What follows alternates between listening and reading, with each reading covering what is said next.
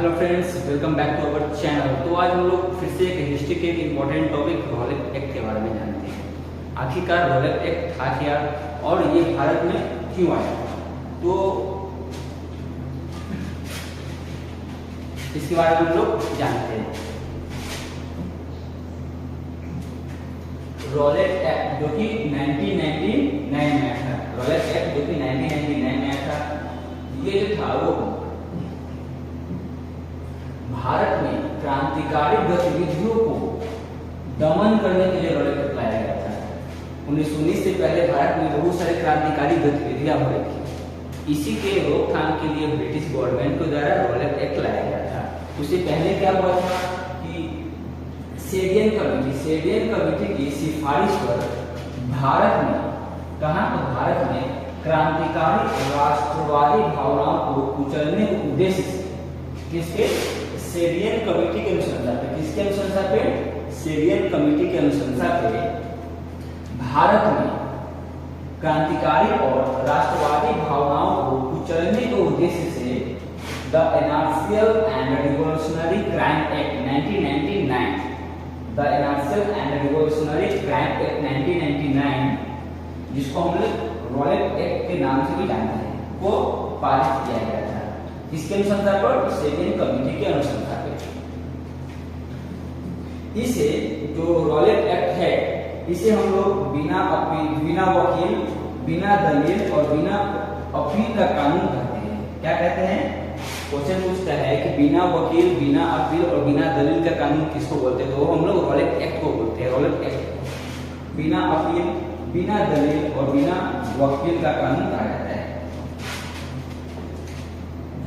गांधी ने इस एक्ट का विरोध करते हुए 6 अप्रैल, कब गांधी जी जो थे वो रॉलेट एक्ट का विरोध किए थे, कब? तो 6 अप्रैल को गांधी जी ने 6 अप्रैल को रॉलेट एक्ट का विरोध करते हुए जनता से इस काले कानून को, रॉलेट एक्ट को हम लोग काले कानून के भी नाम से जानते हैं, ये आपको पता होना चाहिए।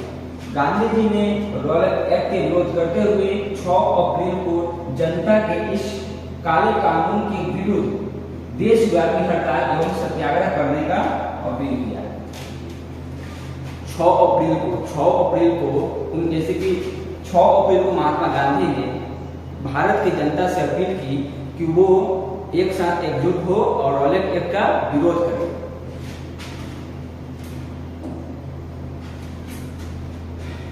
इसी वजह से महात्मा गांधी को 9 अप्रैल को, कितना, कब? 9 अप्रैल को गिरफ्तार कर लिया गया था ब्रिटिश गवर्नमेंट को। कब गिरफ्तार किया गया था? 9 अप्रैल को गिरफ्तार भी कर लिया गया था महात्मा गांधी को। जब महात्मा गांधी को गिरफ्तार कर दिया गया, उसी टाइम पंजाब में, भारत का एक राज्य है पंजाब, वहीं पे सत्यपाल मलिक और सैफुद्दीन किचलू, जो कि वहाँ के जाने माने हस्ती थे, जाने माने लीडर थे, तो सत्यपाल मलिक और सैफुद्दीन किचलू, ये दोनों ने हिंदू मुस्लिम एकता को दिखाते हुए वहाँ पे सभा कर रहे थे। हिंदू और मुस्लिम को एकजुट करने के उद्देश्य से वहाँ पे पंजाब में एक सभा कर रहे थे। इसी दौरान दोनों को गिरफ्तार कर लिया गया। किसके द्वारा? ब्रिटेन गवर्नमेंट के द्वारा दोनों को गिरफ्तार कर लिया गया। 9 अप्रैल को गिरफ्तार किया गया था, 9 अप्रैल को गिरफ्तार कर लिया गया। और इसी के विरोध में, इन दोनों के विरोध में 13 अप्रैल 1919 को जलियांवाला बाग, जो कि अमृतसर में पड़ता है, वहां पे इकट्ठा हुए। और जब जलियांवाला बाग हत्याकांड हुआ, उस दिन बैसाखी का पर्व था। इसी की वजह से वहां पे जब जलियांवाला बाग में बहुत सारे आदमी वहां पे उपस्थित थे बैसाखी के पर्व के लिए। उसी दिन वहां पे सत्यपाल मलिक और सैफुद्दीन किचलू को बचाने के लिए वहां पे जनता का आक्रोश भी बना हुआ था। और वहां पे जलियांवाला बाग के पास पंजाब के लेफ्टिनेंट गवर्नर थे उस टाइम माइकल ओडायर, और सेना कमांडर कौन था? जनरल ओडायर जो थे वो सेना कमांडर थे, और माइकल ओडायर जो थे वो लेफ्टिनेंट गवर्नर थे। माइकल ओडायर और सेना कमांडर थे जनरल ओडायर। ये 1 लाइन के लिए इंपॉर्टेंट क्वेश्चन इसको देखना है।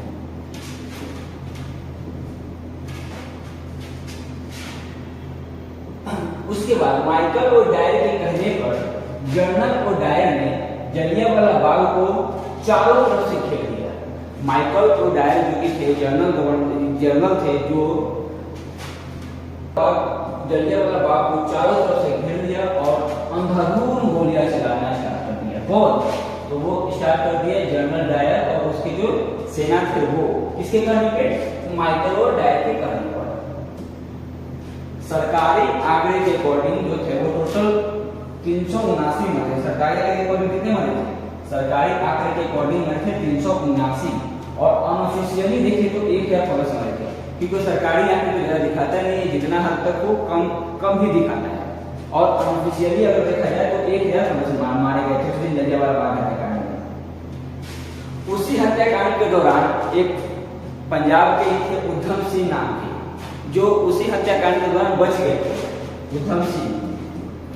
उधम सिंह जो कि 1940 में जलियांवाला बाग हत्याकांड हुआ 1919 में, और उधम सिंह जो कि 1940 में कहा तो इंग्लैंड में जाकर माइकल ओडायर को गोली मारकर उनकी हत्या कर दी। वो बदला लिए माइकल ओडायर से। उधम सिंह 1940 में इंग्लैंड जाकर माइकल ओडायर को गोली मारकर उनकी हत्या कर दी। अब यही जलियांवाला बाग हत्याकांड के विरोध में चाहे ये बोले कि रविन्द्रनाथ टैगोर ने अपना नाइटहुड की उपाधि वापस कर दी ब्रिटिश गवर्नमेंट को द्वारा दिया गया था उपाधि नाइटहुड की उपाधि, जो कि रविन्द्रनाथ टैगोर ने उसको वापस कर दिया। उसके बाद जो थे शंकरन नारायण जो कि थे वो वायसराय की कार्यकारिणी परिषद से इस्तीफा दिए थे। उस टाइम वायसराय की कार्यकारिणी परिषद में शंकर नारायण थे। जब जलियांवाला बाग हत्याकांड हुआ तो शंकर नारायण ने वहां से इस्तीफा दे दिया। उसके बाद सीएफ एंड्रयूज को हम लोग दीनबंधु के नाम से भी जानते हैं। तो सीएफ एंड्रयूज ने बोला है कि ये जो जलियांवाला बाग हत्याकांड है वो जानबूझकर की गई क्रूर हत्या है। किसके द्वारा बोला गया था कि जलियांवाला बाग हत्याकांड जो है वो जानबूझकर की गई क्रूर हत्या है? वो बोला गया है सीएफ एंड्रयूज के द्वारा। उसके बाद मॉन्टेग्यू के द्वारा बोला गया था कि भारत के राज्य सचिव, जो मॉन्टेग्यू कौन थे? वो तो भारत के राज्य सचिव थे। इनके द्वारा बोला गया है निवारक हत्या। मॉन्टेग्यू के द्वारा बोला गया है कि जो जलियांवाला बाग हत्याकांड था वो एक निवारक हत्या था। फिर देखते हैं इसी के जलियांवाला बाग हत्याकांड के लिए एक जांच कमेटी बैठी थी, जो ब्रिटिश के द्वारा बैठाया गया था और भारत के द्वारा बैठाया गया था।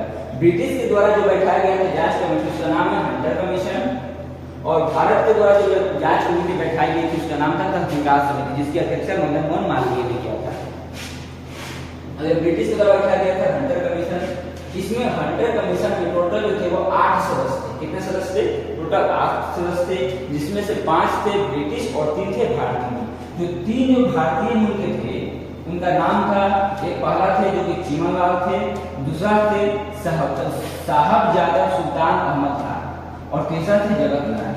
ये काफी इंपॉर्टेंट है, इसको देख लेना है। जो 3 इंडियन थे हंटर कमीशन में, उनका नाम ये है चीमनलाल, साहबजादा सुल्तान अहमद खान और जगत नारायण।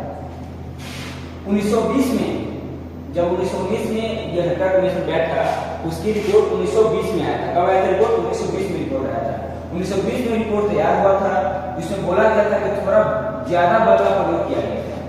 हंटर कमीशन का जो रिपोर्ट आया उसमें ये बोला गया कि जो जलियांवाला बाग हत्याकांड हुआ, जिसमें माइकल ओडायर और जनरल ओडायर की योग्यता थी, उनमें जनरल ओडायर और माइकल ओडायर की तरफ से कुछ गलत नहीं किया गया था, बस उनके द्वारा थोड़ा सा बल का प्रयोग किया गया था। वो हंटर कमीशन के द्वारा बोला गया था। उसके बाद सबसे इंपॉर्टेंट है कि ब्रिटिश गवर्नमेंट ने इसको 3 उपाधियां भी दिया था। माइकल ओडायर और जनरल ओडायर को सजा न देकर उसको 3 उपाधि से सम्मानित किया गया था हंटर कमीशन के द्वारा। हंटर कमीशन के द्वारा ब्रिटिश गवर्नमेंट के द्वारा पहला था जिसको 3 उपाधियां, पहला उपाधि था जिसको ब्रिटेन का शेर बोला गया था। उसके बाद ब्रिटेन साम्राज्य का रक्षक, माइकल ओडायर जनरल ओडायर को ब्रिटेन साम्राज्य का रक्षक बोला गया। उसके बाद ब्रिटिश का शेर बोला गया। उसके बाद 2600 पाउंड का इनाम दिया। ये काफी इंपॉर्टेंट है, पूछता है क्वेश्चन, डाटा दे देगा। 1300 पाउंड, 1500 पाउंड, 2500 पाउंड, 2600 पाउंड। तो हम लोग को याद रखना कि 2600 पाउंड का इनाम दिया गया था जनरल ओडायर को और माइकल ओडायर को जलियांवाला बाग हत्याकांड के लिए। उसके बाद देखते हैं हम लोग तहकीकात समिति, जो कि कांग्रेस के द्वारा बैठाया गया था। तहकीकात समिति जलियांवाला बाग हत्याकांड की जांच की निगरानी के लिए तहकीकात समिति बैठी थी बाय कांग्रेस। इसके अध्यक्षता कौन कर रहे थे? इसकी अध्यक्षता कर रहे थे मदन मोहन मालवीय। इसके सदस्य कौन कौन थे? सदस्य थे महात्मा गांधी। महात्मा गांधी जो थे इसके सदस्य थे। उसके बाद ये महात्मा गांधी ने जो ये रिपोर्ट तैयार किया गया था, इसको स्वयं अपने हाथों से लिखा था रिपोर्ट। इनके और महात्मा गांधी के और सहयोगी थे, जैसे सिया दास, चित्तरंजन दास थे, मोतीलाल नेहरू थे, कुल जयकर थे और अब्बास टीम थे। ये सब जो थे इस टीम का एक सदस्य थे। और इसका अनुशंसा क्या हुआ? जो तहकीकात समिति बैठा, इन्होंने अपना रिपोर्ट क्या किया? इनके द्वारा बोला गया कि जो हंटर कमीशन थी, इसका हंटर कमीशन की आयोग की आलोचना की गई। तहकीकात समिति की तरफ से हंटर कमीशन का जो रिपोर्ट था उसका आलोचना किया गया। माइकल ओडायर की इस कृत्य का जिम्मेदार ठहराया गया। इसको तो माइकल ओडायर को इस कृत्य का जिम्मेदार ठहराया गया। मारे गए जितने परिवार के सदस्य थे, सबको आर्थिक सहायता, सरकारी नौकरी और बच्चे को शिक्षा दिया जाए। ये तहकीकात समिति की ओर से बोला गया था। तो आज के इस वीडियो में रॉलेट एक्ट भी कवर हो गया है और जलियांवाला बाग हत्याकांड भी कवर हो गया है।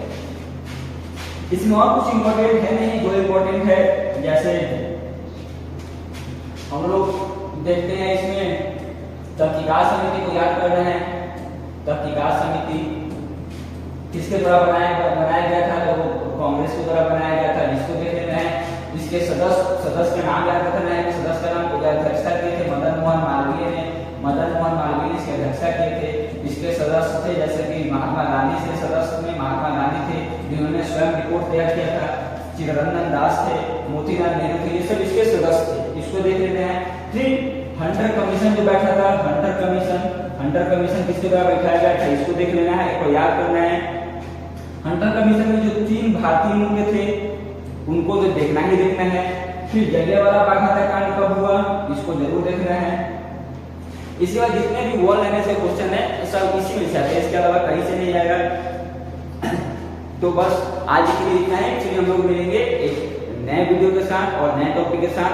तब तक के लिए धन्यवाद और चैनल को सब्सक्राइब करें, लाइक करो, ज्यादा से ज्यादा शेयर।